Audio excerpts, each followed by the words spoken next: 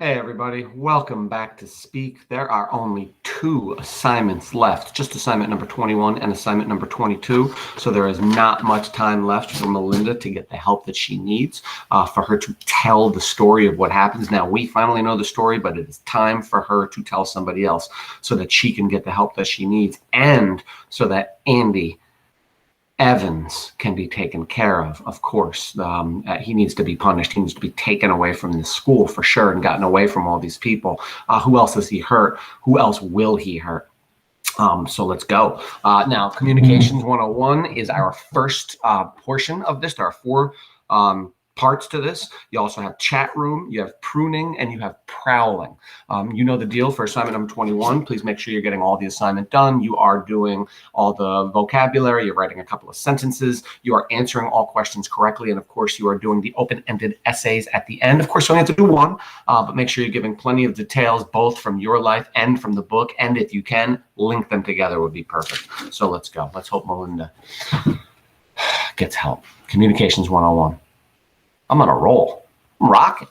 I don't know what it is, standing up to Heather, planting marigold seeds, or maybe the look on Mom's face when I asked if she would let me redecorate my room. The time has come to arm wrestle some demons.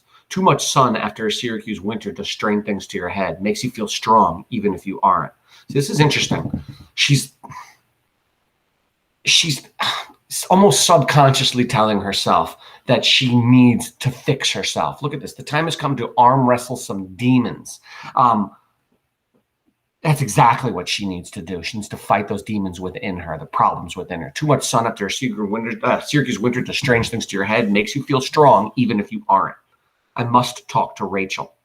I can't do it in algebra. And the beast waits for her outside English. So she's finally going to talk to Rachel about, she's not going to worry anymore about how Rachel's going to react. She has to tell Rachel the truth. Why? I mean, she's already said it. Rachel hates her no matter what, but she needs to know the truth. And will Rachel believe her if she comes to her and says, the guy that you're in love with, your new boyfriend, raped me?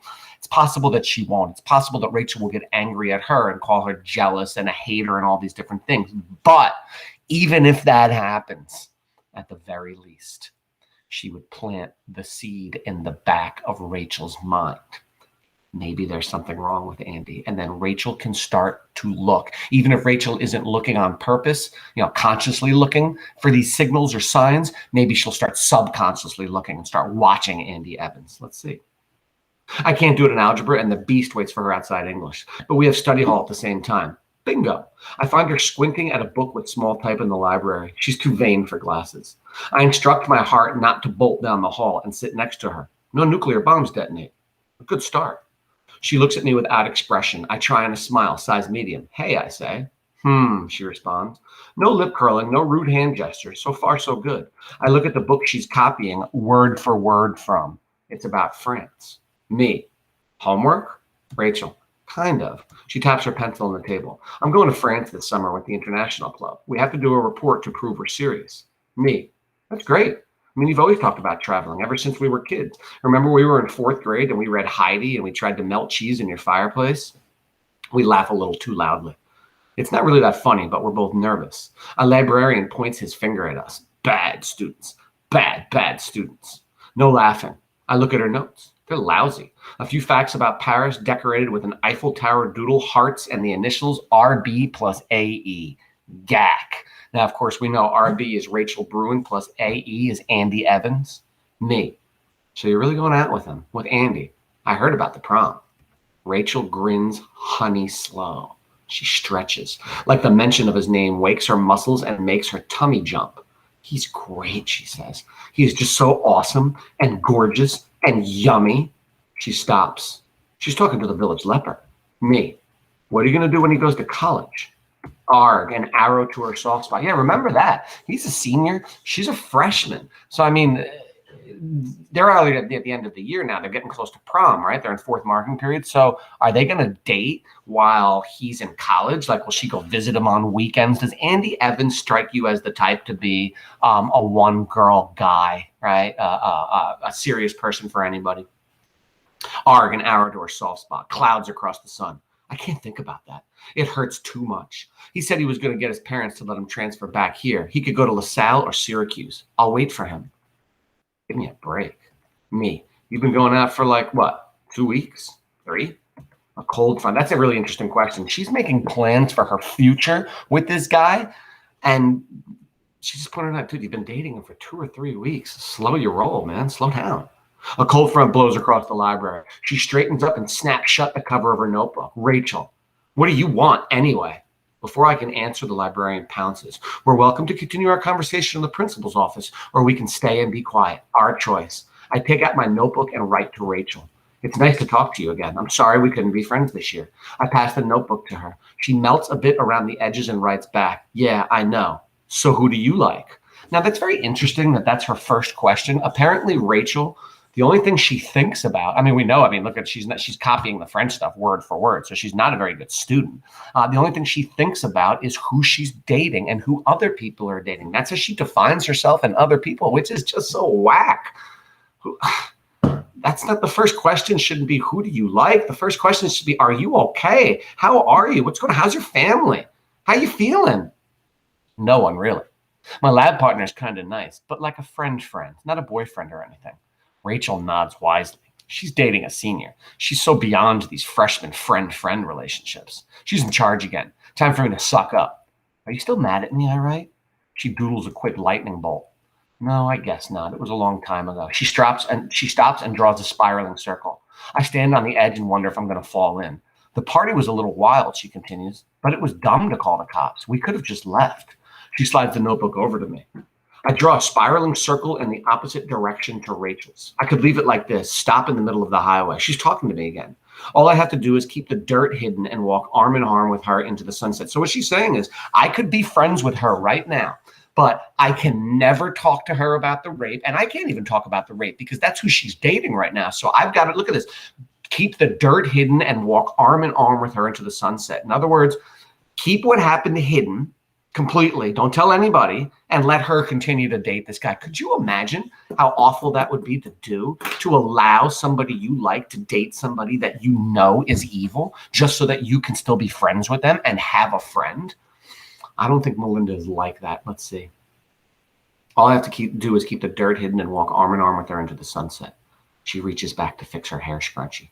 RB plus AE is written in red pen on the inside of her forearm. So not only is she writing RB and AE on her notes, but she's drawing it in ink on her body. I wonder if she would be knuckleheaded enough to tattoo it on her if she was allowed to do it. Imagine tattooing the name of somebody that you're dating on your arm.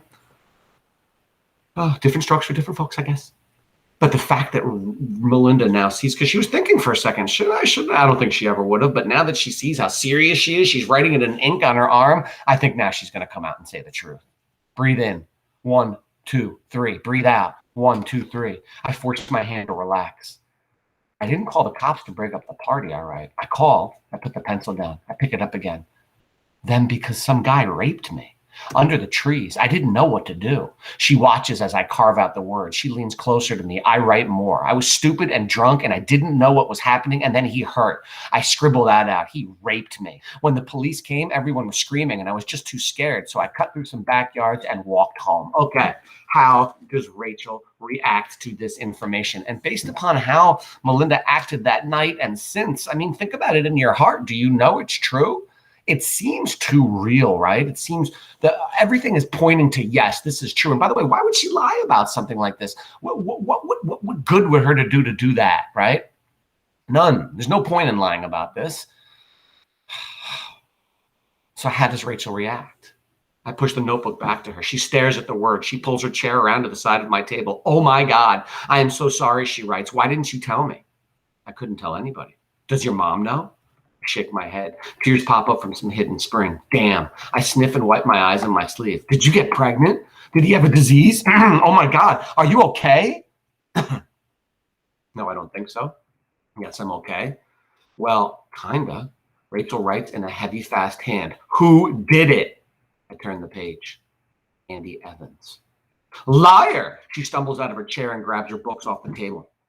I can't believe you. You're jealous. You're a twisted little freak and you're jealous that I'm popular and I'm going to the prom. And so you lie to me like this and you sent me that note, didn't you? You are so sick. She spins to take on the librarian. I'm going to the nurse, she states. I think I'm going to throw up. Chat room. Standing in the lobby looking at the buses. I don't want to go home. I don't want to stay here. I got my hopes up halfway through the conversation with Rachel. That was my mistake. It was like smelling the perfect Christmas feast and having the door slammed in your face, leaving you alone in the cold. Melinda, I hear my name. Great. Now I'm hearing things. Maybe I should ask the guidance counselor for a therapist or a nosy shrink. Actually, she needs a therapist or a nosy shrink. And it's not because she's hearing things, but because she's, losing her mind, right? Because of this awful thing that happened to her. I don't say anything and I feel awful. I tell somebody and I feel worse. I'm having trouble finding a middle ground. Someone touches my arm gently. Melinda, it's Ivy. Can you take the late bus? I want to show you something. We walk together. She leads me to the bathroom, the one where she washed my shirt, which, by the way, still has traces of her markers, even after the bleach. She points to the stall. Take a look. Guys to stay away from. Andy Evans. He's a creep. He's a bastard. Stay away. He should be locked up. He thinks he's all that. Call the cops. What's the name of that drug they give perverts so they can't get it up? Dipro something. He should get it every morning in his arm shoes. I went out with him to the movies. He tried to get his hands down my pants during the previews. There's more. Different pens, different handwriting, conversations between some writers, arrows to longer paragraphs. It's better than taking out a billboard. I feel like I can fly. So Melinda is now realizing she's not the only one, right? She's not living in a world that she made up or that has been made up for. It's not make-believe. It didn't not happen. She's realizing now the truth. Is this enough, though? The answer is no. We're getting somewhere, though, but it's not enough. Pruning. I wake the next morning, Saturday, to the sound of a chainsaw, the noise biting through my ears and splintering my plans of sleeping in. I peer out the window. The arborists, the tree guys Dad called to trim the oak's dead branches, stand at the base of the tree. One guy revving up the chainsaw like it's a sports car, the other giving the tree the once-over. I go downstairs for breakfast. Watching cartoons is out of the question. I make a cup of tea and join Dad and a group of neighborhood kids watching the show from the driveway. One arborist monkeys his way into the pale green canopy, then hauls up the chainsaw, turned off at the end of a thick rope. He sets to work pruning the dead like a sculptor. Brrrr. The chainsaw gnaws through the oak, branches crashing to the ground. The air swirls with sawdust. Sap oozes from the open sores on the trunk. He is killing the tree. He'll only leave a stump. The tree is dying. There's nothing to do or say. We watch in silence as the tree crashes piece by piece to the damp ground. Now, this is interesting. Remember, there's something wrong with the tree. Part of it was dead. There was like a disease inside the tree. And the dad called the arborist, the tree guy. See, this is important. You have to understand this. And this is, by the way, symbolic of what's going on with Melinda herself. See, it's interesting that Melinda was giving a tree this year for her art project, and that we're dealing with trees now, because this tree kind of symbolizes Melinda in a way, and I will explain how. Think about this. We're going to find out that if a tree is diseased, if it has a diseased part on it, you need to cut that disease out, cut that part of the tree off. It's like a cancer in the tree. It's the same thing with humans, by the way. If you have a cancer in your body, you got to get it out of your body, either through radiation or cutting it out. Because if you don't cut that cancer out of your body, what happens is it metastasizes, it grows, and the cancer spreads throughout your body until it kills you. Now, if you get it early enough, let's say you have cancer in your, I don't know, your elbow. Well, you can't really cut off your elbow, but I don't know, cancer in your liver or your gallbladder or something. Well, if you don't cut the gallbladder and take it out of your body, it's going to spread and it's going to kill you. But you can live without your gallbladder, your cancerous gallbladder, or you can get a new one that doesn't have cancer. It's the same thing for trees, right? So it's got this portion in it that's sick and dying. You need to cut that portion off the tree, or that sick and dying portion is going to blend over into the tree, right? It's gonna infect the rest of the tree, and then the whole tree is gonna die. Guys, gals, same thing for Melinda. She's got this thing inside her, this problem, and you need to cut it off. Now, can you make it that it didn't happen? No, you cannot. That'll have always happened. But you've got to cut off the cancer of it, right? And that, we're speaking metaphorically, of course. How does she cut off the bad part inside her body so that it doesn't affect the rest of her? She needs to speak. She needs to let it out. Otherwise, if she doesn't, and we're seeing this happen to her, it's infecting her completely, and it's making so she can't eat, sleep, she can't have relationships, she can't talk to boys, she's not doing well in school, she's not taking care of herself, she doesn't love herself or her family anymore, and it needs to be fixed. She needs to be helped. She needs to talk about it. She needs to share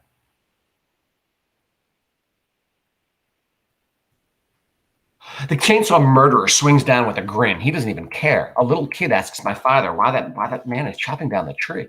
Dad, he's not chopping it down. He's saving it. Those branches were long dead from disease. All plants are like that. By cutting off the damage, you make it possible for the tree to grow again. You watch, by the end of the summer, this tree will be the strongest on the block. Now, let's hope he's speaking metaphorically about his daughter. Let's hope by the end of the summer, after she shares it, hopefully, that she's the strongest person on the block. I hate it when my father pretends to know way more than he does. He sells insurance. He's not a forest ranger wise in the way of the woods. The arborist fires up the mulcher at the back of their truck. I've seen enough. I grab my bike and take off. The first step is the gas station to pump up my tires. I can't remember the last time I rode. The morning is warm, a lazy, slow Saturday. The parking lot at the grocery store is full. A couple of softball games are being played behind the elementary school, but I don't stop to watch. I ride up the hill past Rachel's house, past the high school. The downside is a fast, easy coast. I dare myself to lift my hands off the handlebars. As long as I'm moving fast enough, the front wheels hold steady. I turn left and left again, following the hills down without realizing where I'm heading. Some part of me has planned this, a devious internal compass pointed to the past. The lane isn't familiar until I glimpse the barn. I squeeze the brakes hard and struggle to control the bike on the gravel shoulder. A wind rips through the phone wires overhead. A squirrel fights to retain her balance. There are no cars in the driveway. Rogers is painted on the mailbox. A basketball hoop hangs off the side of the barn. I don't remember that, but it would have been hard to see it in the dark. I walk my bike along the back edge of the property to where the trees swallow the sun. My bike leans into a collapsing fence. I sink to the shade, cold ground. Ladies and gentlemen, have you seen where she has come back? She is back to the spot where she is raped. Why? Because she is now going to admit that it happened. She is going to recognize it so that she can move forward, I hope, so that she can speak about it. My heart thuds as if I were still pedaling up the hill. My hands shake. It is a completely normal place, out of the sight of the barn and house, close enough to the road that I can hear cars passing. Fragments of acorn shells litter the ground. You could bring a kindergarten class here for a picnic. I think about lying down. No, that would not do. I crouch by the trunk, my fingers stroking the bark, seeking a braille code, a clue, a message on how to come back to life after my long under-snow dormancy. Look at that, a message on how to come back to life after my long under-snow dormancy. I have survived. I am here, confused, screwed up, but here. So how can I find my way? Is there a chainsaw of the soul, an axe I can take to my memories or fears? I dig my fingers into the dirt and squeeze. A small, clean part of me waits to warm and burst through the surface. Some quiet Melinda girl I haven't seen in months. That is the seed I will care for. Growling. When I get home, it's time for lunch. I make 2 egg salad sandwiches and drink an enormous glass of milk. I eat an apple and put my dishes in the dishwasher. It's only 1 o'clock. I suppose I should clean the kitchen and vacuum, but the windows are open and robins sing on the front lawn where a pile of mulch with my name on it is waiting. Mom is impressed when she drives up at dinner time. The front lawn is raked, edged, mowed, and the bushes are mulched. I'm not even breathing hard. Mom helps me carry the plastic deck furniture up from the basement, and I scrub it with bleach. Dad brings home pizza, and we eat on the deck. Mom and Dad drink iced tea, and there is no biting or snarling. I clear the dishes and throw the pizza box in the trash. I lie down on the couch to watch TV, but my eyes close and I'm out. When I wake up, it's past midnight, and someone has covered me with an Afghan. The house is quiet, dark. Cool breeze slides in between the curtains. I am wide awake. I feel itchy inside my skin. Antsy. That's what my mother would call it. I can't sit still. I have to do something. My bike is still leaning against the prune tree in the front yard. I ride. All right, I'm pointing it out again. She has just left her house at midnight. And her parents don't recognize, they don't hear the door open. They don't hear her walking around and leaving. It's okay for your freshman daughter, 13-year-old, to get on her bike and drive away at midnight? No. Come on, Mom and Dad, where are you? Up and down, across and diagonal, I pedal my sore legs through the streets of a suburb mostly sleeping. Some late night TVs flicker from bedroom windows. A few cars are parked in front of the grocery store. I imagine people mopping the floors, restacking loaves of bread. I coast by the houses of people I used to know, Heather, Nicole. Turn the corner, downshift and pedal harder, up the hill to Rachel's house. The lights are on. Her parents waiting for the ferry prom goers to come home. I could knock on the door and ask them if they want to play cards or something. Nah. I ride like I have wings. I am not tired. I don't think I'll ever have to sleep again. All right, ladies and gentlemen, we are done with assignment number 21. There's only 1 assignment left. I got to know what happens, although technically I know I've read this book like 60 times. but you all will find out tomorrow. Everybody have a great day. Thank you.